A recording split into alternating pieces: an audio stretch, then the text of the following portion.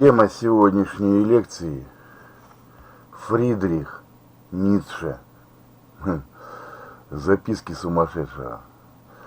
Итак, годы жизни Фридриха Ницше 1844-1900. Он жил в Германии. В его биографии можно обнаружить следующие черты психолога по типу личности. Первое. Литературный талант и блестящий поэтический стиль сочинений в форме афоризмов. У него не было теории, у него были афоризмы. Поэтому вот мне очень трудно было изложить его теорию, да ее не было. Это были записки сумасшедшего. В конце жизни он полностью сошел с ума, а в течение жизни, видимо, какое-то было пограничное состояние между здравым умом и сумасшествием. Поэтому трудно изложить. Дальше. Увлечение античной культурой, музыка Вагнера, образное мышление. В детстве он сочинял музыку, писал стихи. Вот еще одна черта психолога. Склонность к социальным утопиям, мечтательность. Вот черты психолога. От отца Ницше унаследовал слабое здоровье. Уже в детстве и всю жизнь его преследовали сильные головные боли. То есть голова болела и сломалась. И не было никаких средств снять эти головные боли. Полуобморочное состояние, болезнь глаз, доводящая почти до слепоты. Эти болезни вынуждали его одной ногой стоять в могиле. Это по его словам. По ту сторону жизни. В 1889 году он полностью сошел с ума, когда были уже опубликованы все его сочинения. Он был учеником Шопенгауэра. Читающая публика при жизни Ницше относилась к его научному творчеству равнодушно.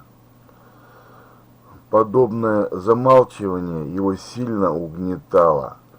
Он с трудом находил издателей для своих книг.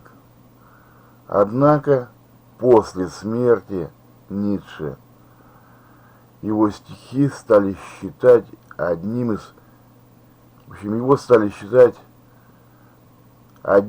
величайших философов XIX века.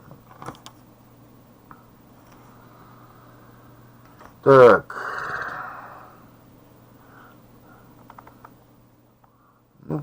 что говорить про него? Вот он, одно из его изречений: пошел к женщине, возьми с собой кнут. А на самом деле это его и женщины не замечали, он и не имел с ними никаких отношений.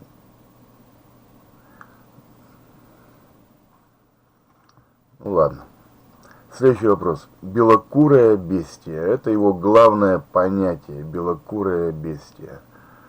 Белокурое бестие — это образ прирожденного аристократа, которому все позволено в борьбе за власть. То есть политическое убийство и вооруженный захват власти.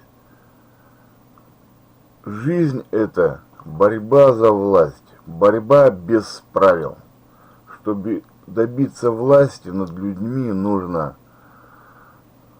родиться белокурой бестией, то есть зверем, хищником, чудовищем с львиной гривой, прирожденным аристократом.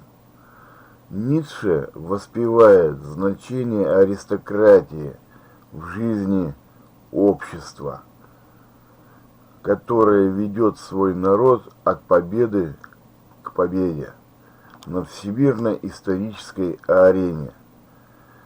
В основе всех благородных рас просматривается хищный зверь, роскошная, блуждающая в поисках добычи и победы белокурая бестия, которая ради отдохновения то скрывается в зарослях, то снова выходит на историческую арену. Примеры благородных рас – это римская, арабская, германская, японская знать, гомеровские герои, скандинавские викинги. Кстати, это понятие белокурая бестия, теория Ницше стала одной из основ фашизма. То есть фашизм опирался на, конечно, на социал-дарвинизм и на Ницше. Вот эти белокурые бестии пришли в Россию, завоевывать Россию, но проиграли и были уничтожены, нашли здесь могилу в России. Этим белокурым бестиям было все позволено. То есть убивать пленных, убивать мирных жителей. Но Россия, русские их победили.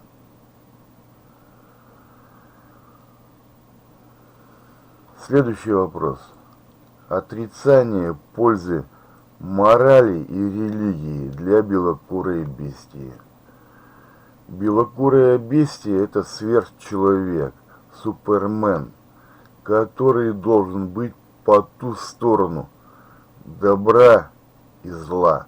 Ну, то есть белокурой бестии закон не писан. Он не должен соблюдать законы морали и законы уголовного кодекса. Так вот, белокурая бестия должен быть выше морали и религии. Ему моральный закон не писан. Он может нарушать законы морали и религиозные нормы поведения. Сверхчеловеку позволено совершать любые преступления в борьбе за власть. Ницше считал мораль и религию вредными для человечества, ибо с помощью их, то есть с помощью морали и религии, укрощают человека, зверя, как в клетке зверинца. С помощью использования репрессивного механизма, это страха, побоев, голода и боли, зверя превращают в больного зверя. Христианин напоминает больного, жалкого, озлобленного на самого себя зверя в клетке, который ненавидит все сильное и счастливое вокруг. В раннем средневековье, когда церковь была в сущности зверинцем, всюду шла охота на прекраснейших особей белокурой бестии. Так укрощали германскую знать. Христианство – это религия антиарийская, это порождение иудейской почвы. Вот что сказал Ницше. Следующий вопрос. Выведение аристократической человеческой породы. Ницше был одним из учителей Гитлера.